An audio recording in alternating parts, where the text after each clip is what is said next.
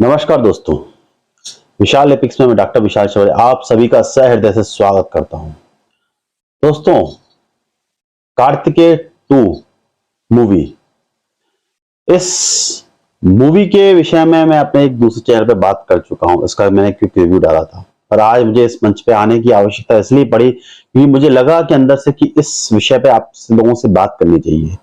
हालांकि ये कोई मूवी रिव्यू नहीं है, ये सिर्फ इसलिए मैं आपको बताना चाह रहा हूं क्योंकि कार्तिकेय 2 मूवी में जो भगवान श्री कृष्ण के ऊपर जो बहुत सारी बातें कही गई हैं, काफी हद तक साइंटिफिक तरीके से कही गई हैं, वो बहुत इंपॉर्टेंट है। वो आप लोगों को पता होना चाहिए और आपको ये मूवी देखनी चाहिए।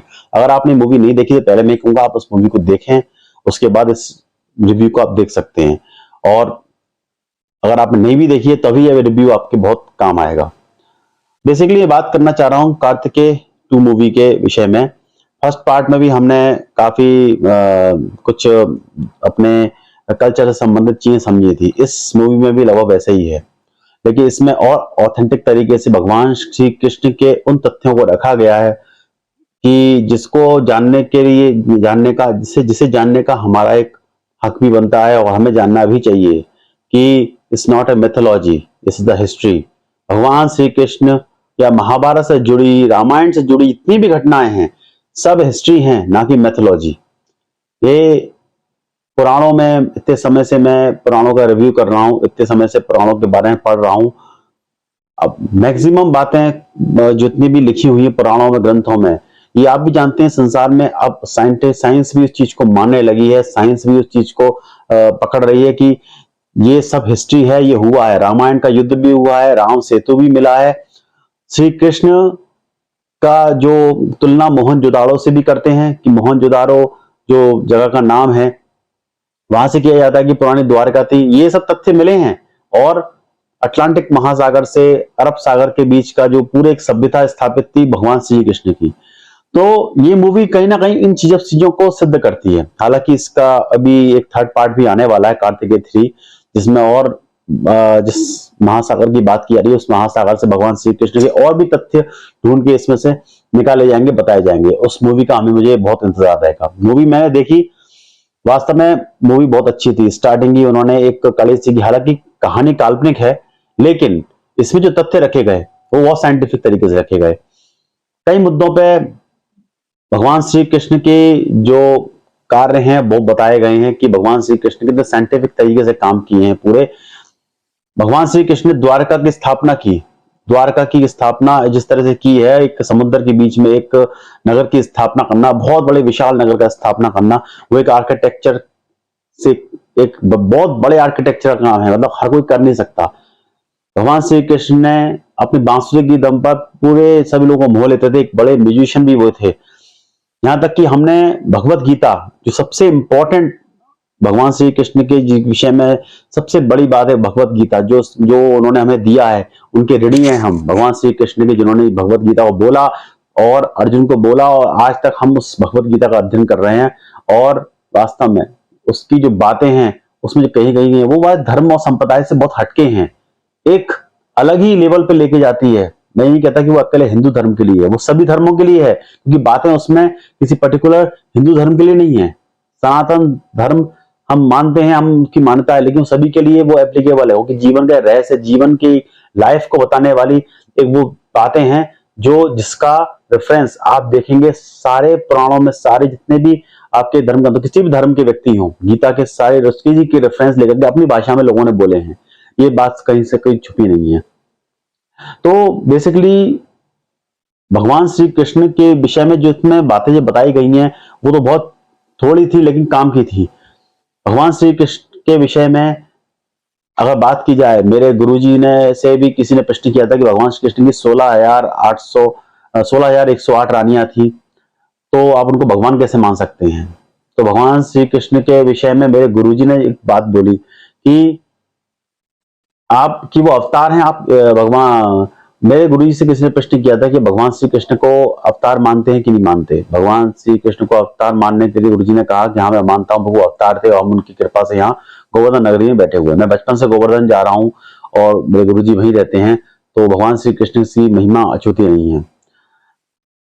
भगवान श्री कृष्ण के विषय में गुरुजी ने उस व्यक्ति को कहा कि आप जब उसने ये प्रश्न पूछा कि आप उनको कैसे अवतार मान सकते हैं, जबकि वो तो उनकी 16,108 रानियां थी, तो भगवान तो गुरुजी ने उत्तर में कहा कि यही बात तो पर्याप्त है उनके अवतार साबित करने के लिए, क्योंकि 16,108 रानियों से शादी करना और उसके बाद सब पर्टिकुलर निभाना, आज की तुम आदमी एक शादी नहीं निभा सकता, और उन्होंने इतनी स्त्रियों को के साथ निभाया, उन्होंने शादी निभाई उनने। अब उसके बारे में आप पुराणों में पढ़िए, नरकासुर ने जब इन सब स्त्रियों को कब्जे में लिया था, भगवान श्री कृष्ण इन स्त्रियों को छुड़ाया, तब इन स्त्रियों ने कहा कि अब हम नरकासुर के बंधक थे, अब हमारा कोई अस्तित्व नहीं बचा। तब भगवान श्री कृष्ण ने इन सबसे शादी की, और शादी करने के बाद इनसे पूरा परिवार भी बनाया, पूरा यदुवंश उसी परिवार पे आधार पे है, और उन्होंने निभाया। ये उनकी महानता थी भगवान श्री कृष्ण की। तो यही बात है उनको अवतार साबित करने के लिए। अगर आपने वो वीडियो नहीं देखा तो मैं आपको पिन कमेंट में उसका लिंक देता हूं, आप वो गुरुजी का मेरे वीडियो देखिए। कामी व्यक्ति में इतनी सामर्थ्य नहीं होती कि वो 16,108 शादियां कर पाए। वो अवतारी पुरुष थे, उनको हम सामान्य व्यक्तियों के स्तर से नहीं तोल सकते। अवतार के लक्षण हमारे यहाँ बताए गए हैं, कर्तुम अकर्तुम अन्यथा कर्तुम। कर्तुम का मतलब है जो संसार में कोई भी व्यक्ति जो कार्य कर सकता है वो अवतारी व्यक्ति करने में समर्थ है। अकर्तुम, जिस कार्य को संसार का कोई व्यक्ति नहीं कर सकता वो अवतार उस कार्य को भी करने में सक्षम है। अन्यथा कर्तुम, इन दोनों के अलावा भी यदि कुछ रह गया है करने को, वो कार्य भी वो करने में समर्थ है। तो कामी व्यक्ति मुझे नहीं लगता कि 16,108 शादियां करके पूरी सच्चाई से उनको निभा भी पाएंगे और प्रत्येक पत्नी से 10 पुत्र और एक पुत्री को उत्पन्न कर पाएंगे। बहुत दिन पहले एक अमेरिकन मेरे पास आया था, तो अंग्रेजी में ही बोल रहा था। उसने मुझसे पूछा, मैं हिंदी अनुवाद ही बता रहा हूँ उसका, कि क्या आप कृष्ण को भगवान मानते हैं? मैंने कहा हम तो भगवान मानते हैं, अवतार थे, उन जैसा कोई अवतार ही नहीं हुआ दूसरा। बोले कैसे मान सकते हैं, उन्होंने तो 16,108 शादियाँ करी, वो बड़े स्त्री लोलोप और ऐसे थे। मैं सुनो, यही तथ्य उन्हें अवतार साबित करने के लिए पर्याप्त है कि उन्होंने 16,108 शादियां करी। तुम कर लो, तुम में हिम्मत है और दम है तो। 16,108 शादियां कर पाना और सबके साथ निभाना, सबका लालन पोषण पूरी मर्यादा और सम्मान के साथ करना, यह सिर्फ भगवान कृष्ण के ही लेवल की बात थी। हम अकिंचन लोग इस बारे में सोच भी नहीं सकते। एक ही शादी में आदमी सफल नहीं हो पाता, तो 16,000 शादियों में कैसे कोई सफल होगा?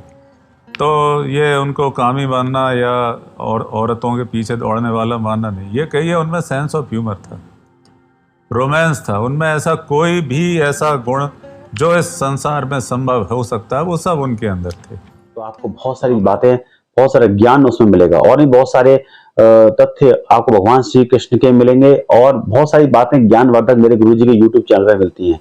आप उस चैनल को सब्सक्राइब भी कीजिए और उस चैनल को एक बार आप विजिट कीजिए, आपको बहुत सारे ज्ञान की बातें मिलेंगी। तो यही बेसिकली इस कहानी को लेकर के मेरा कहने का मतलब था कि आप इस चीज को एक तरीके से देखिए कि साइंस यहाँ खत्म होता है, वहां से अध्यात्म चालू होता है। नहीं, अध्यात्म नहीं, ये और भी उससे बड़ा विज्ञान है जिसको हम नहीं जानते, जो उस काल में था। आज कई डॉक्यूमेंट्रीज हम देखते हैं जो तथ्य बताती हैं कि जितने भी ये मोहनजोदारो में जितने भी शव मिले थे, बाद में जितने ये नई द्वारका मिली, काफी शव मिले, सब में रेडियो एक्टिविटी थी, जाके उस ब्रह्मास्त्र का उपयोग जो बताया जाता है, उनके तत्वों में रेडियो एक्टिविटी मिली। और रेडियो एक्टिव तब मिलता है कि उस जमाने में कहां से ये परमाणु बम आ गए, जबकि उस समय ब्रह्मास्त्र हुआ करता था। ब्रह्मास्त्र का उपयोग महाभारत में हो चुका है, ये आप जानते हैं, और वही उसी तथ्य के आधार पर ये चीज सिद्ध हो चुकी है। कई डॉक्यूमेंट्रीज आप देखी होंगी, बहुत सारी डॉक्यूमेंट्रीज आपको अपने कुकू FM पे देख लीजिए, आप पॉकेट FM पे देख लीजिए, आप कहीं किसी भी सर्च, आप मोबाइल पर सर्च करेंगे, आपको बहुत सारी डॉक्यूमेंट्री इसमें मिलेंगी। बहुत सारे यूट्यूब चैनल भी इस चीज के बारे में बता रहे हैं। और दूसरी और सबसे बड़ी चीज, कोहिनूर हीरा, जिसको हम कोहिनूर कहते हैं, कभी सीमांतक मणि थी, सीमांतक मणि से उसकी तुलना की जाती थी, और फाइनली आज की डेट में हमारे पास नहीं है। और जिस तरह से उसके तथ्य बताए जाते हैं कि वो मोबाइल भगवान श्री कृष्ण के पास था, बाद में धीरे धीरे वो आगे बढ़ता चला गया, फिर से कई लोगों के साथ रहा, उसके बाद अब फिर जाके लंदन में फाइनली आज स्थापित है। इस तथ्य से भी कोई अछूता नहीं है, सब जानते हैं इस विषय पे।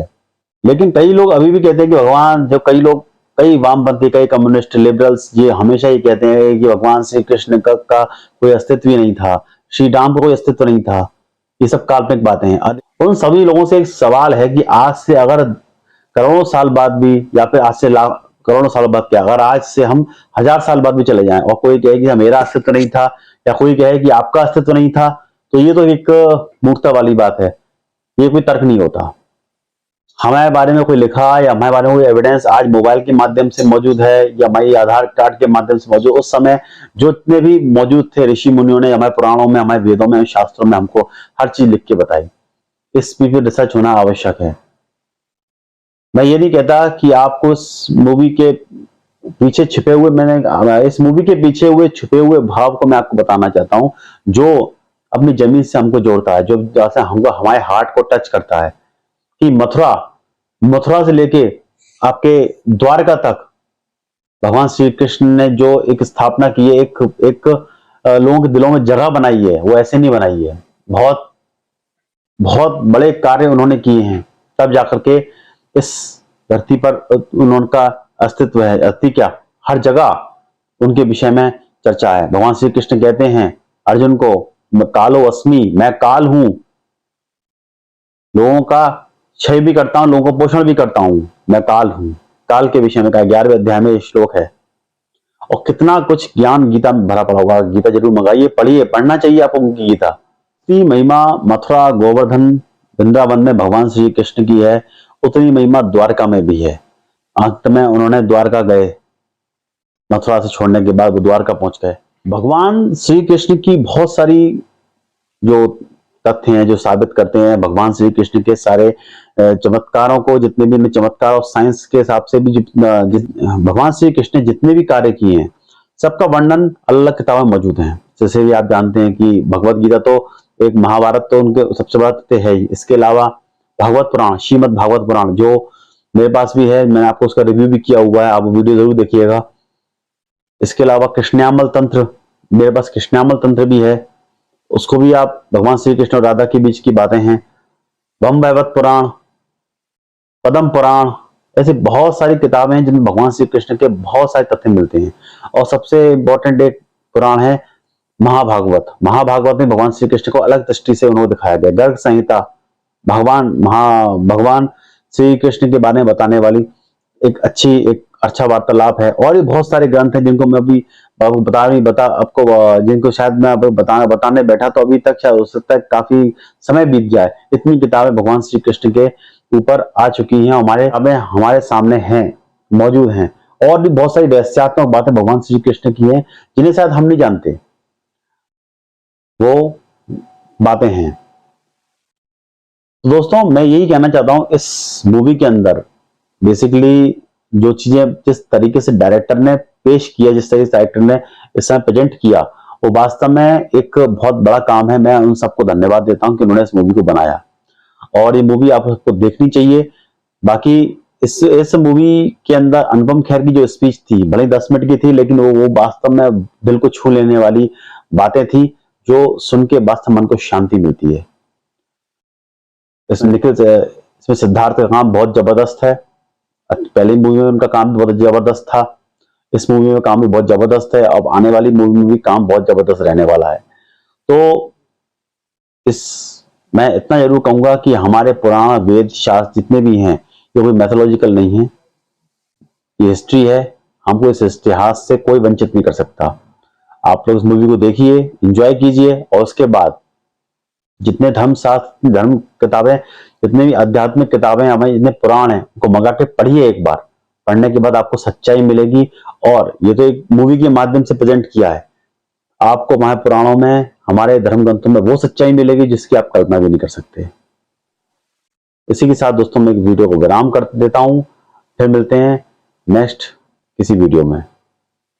जय श्री कृष्ण।